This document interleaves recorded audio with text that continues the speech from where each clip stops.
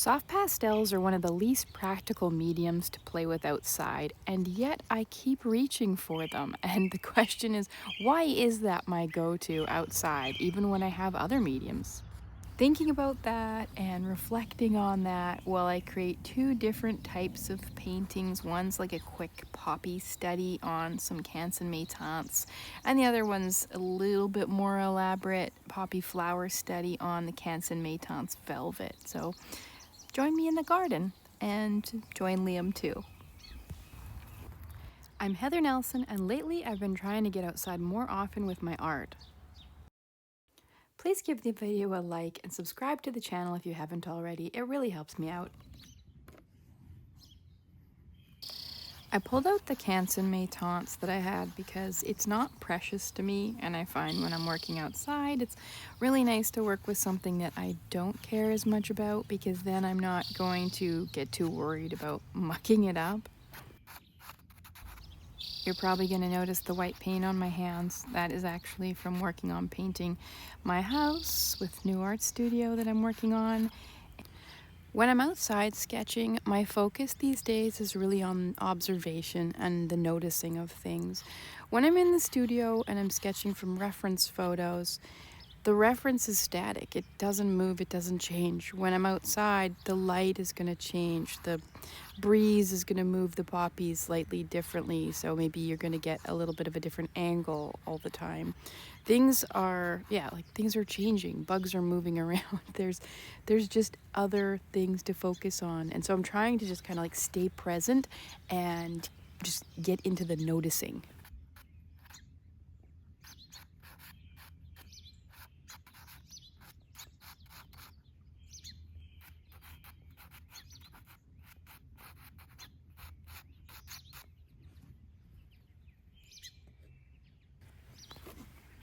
Unexpected little delights can come up, like that little bird flitting across my vision, and it's beautiful.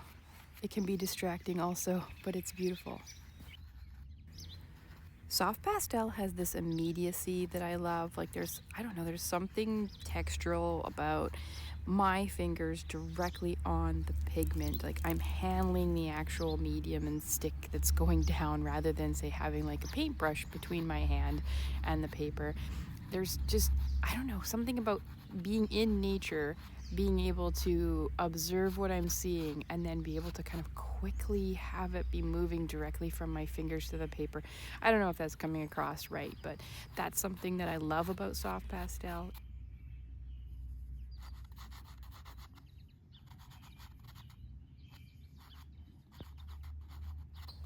One of the more impractical things about the pastels is you feel like you need every color because they don't mix particularly well. If I'm bringing paint outside, I can take a few primary colors and then I can mix up thousands of shades after that. But with soft pastel, I'm bringing them in a box, and so I'm either going to be working a little bit limited.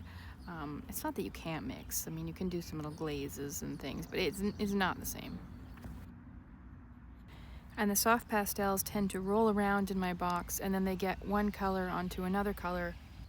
And speaking of rolling, my pastels have been known to roll right off of my clipboard that I'm holding here, and they roll into the deep grass, and then I have to find them. Luckily, they're not breaking like they can do in the studio if they're just rolling into grass, but still, it is an impractical feature.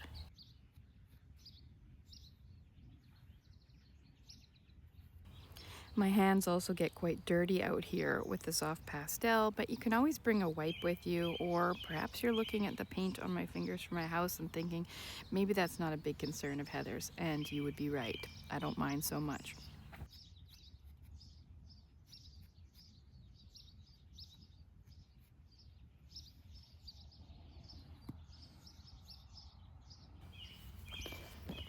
I do have a tendency to rush my sketches and paintings more when I'm outdoors. Now this is for a few reasons.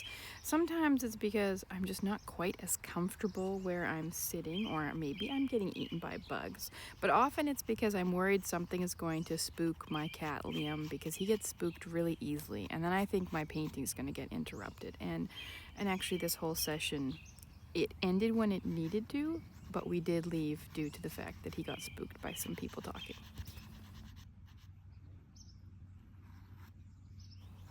I'm enjoying these quick sketches though. Initially, I was quite resistant to sketching with soft pastel. It just didn't feel like a sketching medium to me. I guess maybe because sometimes, I don't know, it was a little bit messy and I felt like maybe I needed more of a background, and yet that took more time. It didn't feel so much like a sketch. But now I've kind of let that go. I'm not trying to make masterpieces out here. I'm just enjoying the process, and I'm getting better and better at that every time I come out. It's funny I'm talking about that as I'm creating a bit of a background, but I chose to create a bit of a background on this one just because I wanted, I don't know, a little bit more depth in the picture, because I wanted the red of the poppies to kind of stand out against the background. But I thought, you know what, let's just do a really rough background. I don't need to get crazy with it, so I just kind of quickly did it. And I'm using the Canson Maytots Velvet this time so that I can put down more layers.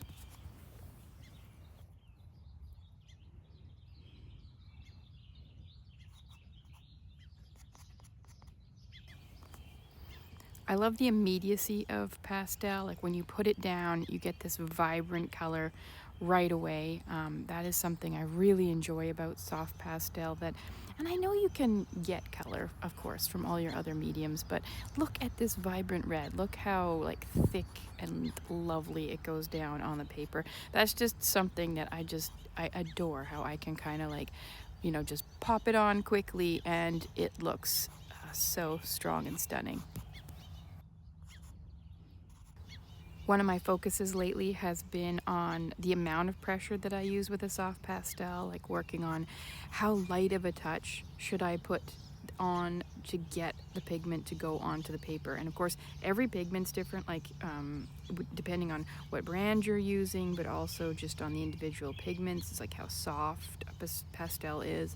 And then of course we've got the paper. The tooth of the paper is going to pick up the pastel differently. But I think in the past I put too much pastel on the paper. I'd sometimes get that like snowplow effect when I added more. And so I'm really trying to practice the light touch of a pastel, and especially when I'm glazing colors. So I'm putting this orange over top of the colors below. I'm just deciding how much pigment do I want to go down and really focusing on that.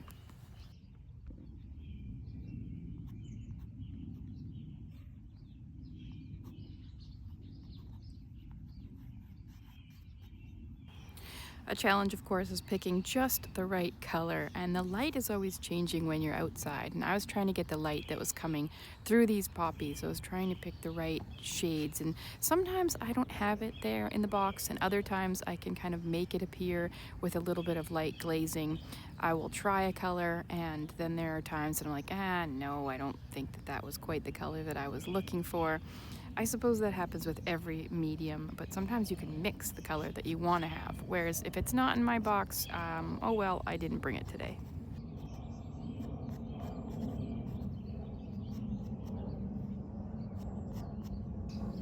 There are so many unique ways you can use a soft pastel, depending on how you turn it or how you hold it or how much of the pastel you put down, whether you just put the tip of the pastel or whether you lay it on its side.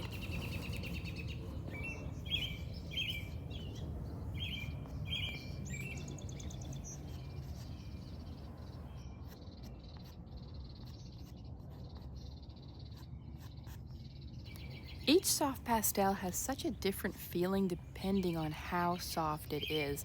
And it's something to keep in mind that you want your harder pastels to go down first, and then your softer pastels will lay over top of that. So if you're finding a color doesn't go down, just keep reaching for a softer and softer pastel. But you don't want to start out with your softest ones, because then your harder ones aren't going to go on top of that. And you start to get to know even just by the feel in your hands when you pick them up.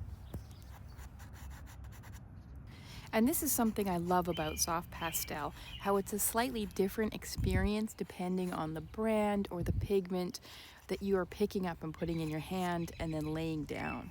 You're getting all these different experiences, all while you're listening to birds chirping if you're working outside.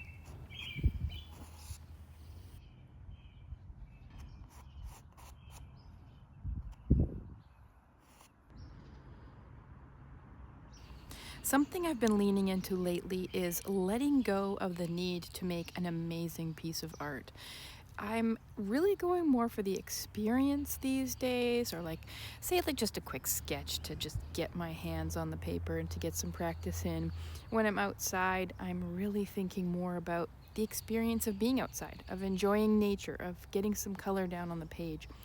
It is so liberating to not need to create something amazing. Like, if you're just not looking for something that needs to be sold or needs to go in some sort of portfolio, you're just creating art purely for the joy of making marks on paper. And ever since I started doing that, it just feels so much better.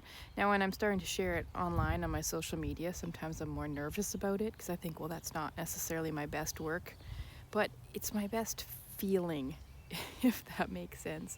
And so that's what I'm continuing. I'm just playing now. I'm getting more into that idea, playing outside in nature, creating art like I would have when I was a child. It doesn't need to be amazing. And the interesting thing about that is a lot of people still really enjoy the outcome of the art. I have this Grumbacher set that's a vintage set, and it's kind of fun to explore and experiment with the colors from that landscape set. So when I'm out here, sometimes I am just also playing with different types of pastels that are in my collection. I've added a lot of those landscape pastels to my particular outdoor box, and they work pretty well. They're kind of hard compared to some of my other pastels, but I still like them. So this is a good chance to try out different brands.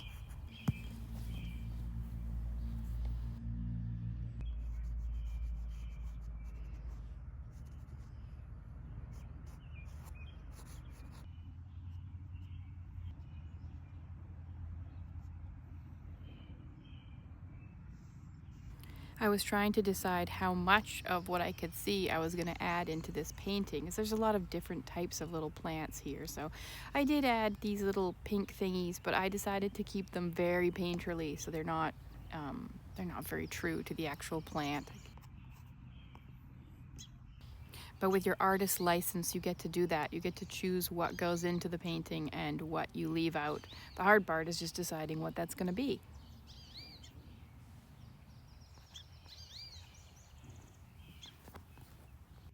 It's best to enjoy these moments outside and not be too attached to the outcome, because my kitty drug his leash through the painting, so you can see the left-hand poppy is all smeared.